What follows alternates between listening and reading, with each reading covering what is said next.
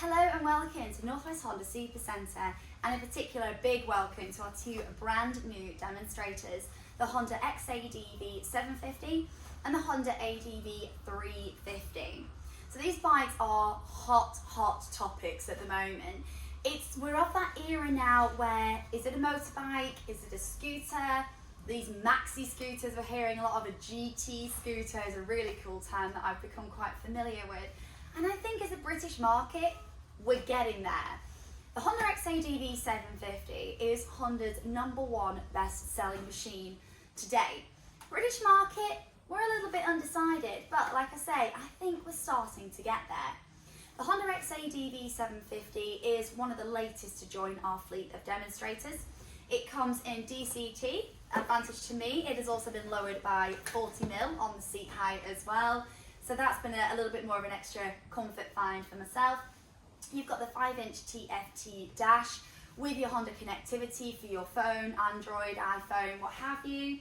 It can come, obviously it's got your under-seat storage. You can ride it as a motorbike, you can ride it as a GT scooter.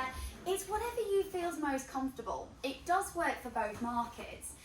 My colleague Steve was, and I will say was the most cynical when it came to the X-ADV when we went on our RIDEOUT most recently to Wray in Lancaster for Classic Bike Night. Now, Honda is an out-and-out Honda fan. He personally owns and rides his Pan-European. So Steve is always looking for something that's got that real comfort but grunt, solid, reliable bike that he can tour with as well at weekends, you know, load it up with the luggage and away he goes. So was the X-ADV 750 enough to convert him? Well, I am pleased to say it absolutely was. No one was more surprised than Steve, but as we say, he definitely saw the value in how you can have this flexible motorcycle. Will it commute? Absolutely. Great visibility, you've got your wider bars, adjustable screen, handguards. You can load this bike up with heated grips as well. There's considerable under-seat storage, keyless ride, you are ready to go. Like I said, with a DCT transmission, it can be a twist and go. But if you want to change that up a little bit and you want to ride it, you want to ride your motorbike, and you've got this thing that will switch into rain mode, gravel mode, user defined, so you can truly customize the engine and the management of the gear selection to entirely how you feel best. And you've also got this bike available in sport mode. Now, sport mode was definitely Steve's preferred selection. Well, let's be honest, he left me for dead. I was on the ADV 350 and we kept up, it was great, nipping through some of the country lanes, some of the stop-start through the major areas and the A roads, both bikes completely on point. When we got to the open roads, a little bit more of the twisties, some over the hills, well, I lost him. There's no way of putting it. I absolutely lost him.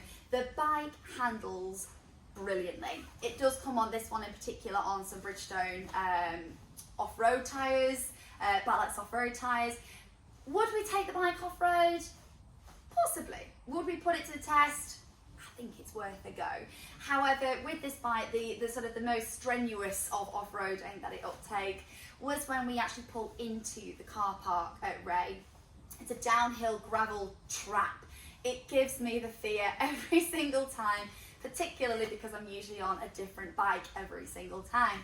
So naturally, this thing, quick, click, click, and it's straight into gravel mode.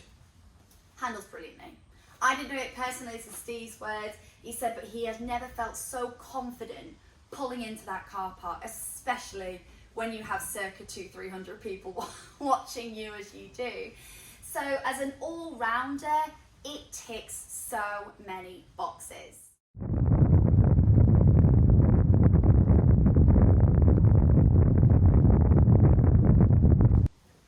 So what if you want to scale it up just a level? Let's try and think Pan-European tourer. Is this bike capable? First and foremost, when it comes to the engine, it's absolutely on point. No, it's not one of the big 1100, 1300 tourer engines that we've seen previously from Honda, but that's not what this is designed to be. With your DCT, you've got a full relaxed dual clutch transmission, which will just take the ride for you. As I said previously, you've got user defined, you can start customizing your ride slightly, but if you want a simple twist and go, effortless weekend away, this bike will handle it perfectly for you. You've got your phone connectivity, you can bring up your maps, your music, your telephone calls, no problems at all. Under seat storage is incredibly generous. However, there is also a 50-litre top box available, keyless entry, exactly the same to match your keyless ride of the bike. So if you wanted to accessorise this bike up and really take it to the next level, it's more than capable.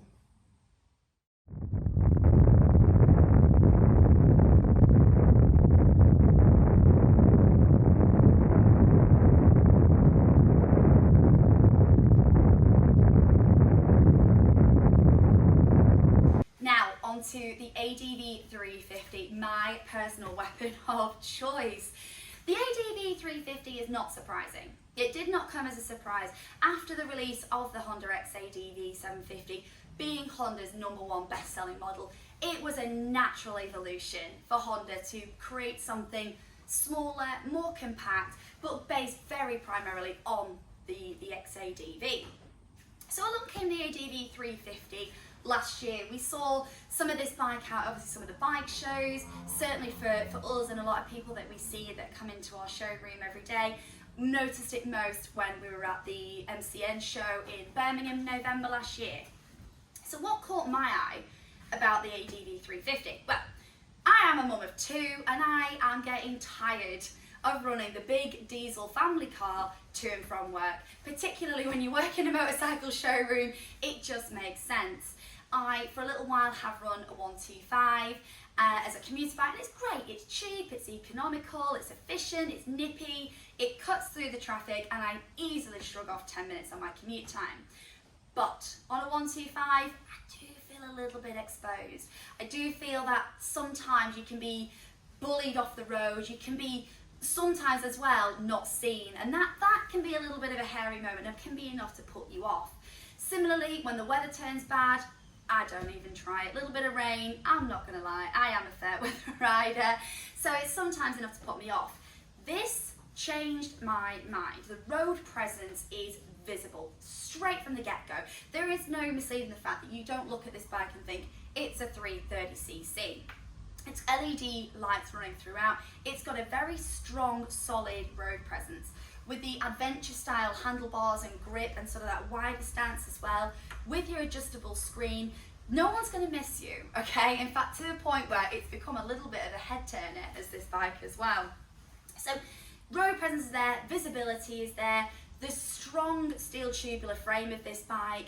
You've got a solid motorcycle. There's no two ways about it. You really have a strong bike and a confidence inspiring bike. Again, at 5'7", the room height and everything here to stand, foot clearance, perfect. But you still feel you've got that height as well and that road presence of being able to see above and get proper, real clear visibility. My favourite part, allow me just to keyless ignition. So allow that to pop the seat. Hopefully you can still see me. 2 full face helmets can fit under here, as well as, I think we had lemonade bottles, napkins, and I think at some point we had some side stand pucks as well. I became very much the camel of the group when we all went to the Wray RIDEOUT last week. So with that amount of storage and capacity, for me, there's nothing else that you need. Your hand guards are there, offering ultimate wind protection, the shape of the body against the legs, obviously the adjustable screen as well. It is the ultimate in comfort. Now on the way home, yes, I did pop on the motorway, it's got a little bit dark, maybe left the tinted visor on it perhaps a touch too long. So on the ride home, I did jump on the motorway on this thing and it cruises effortlessly. It is a twist and go, it is a full automatic, and it is as effortless as you would imagine from a Honda motorcycle. So if you wanted this bike to be your daily, your commuter, something to replace the car, at over 200 miles MPG in this tank, you're going to get out a full tank. It's a no-brainer for me, it really was. It attracted a lot of attention. The idea of the Marmite visual aesthetic, I think that's going. That is absolutely going. The next thing I'm really looking forward to doing with the comfort of this seat and the ease of the ride, Next time, I'm going 2 up, and I would love to come back and give you guys a review on how it felt with 2 people on board, because the seat and the capacity runs all the way through. Huge, great big grab handles back here for absolute security and comfort for pillion.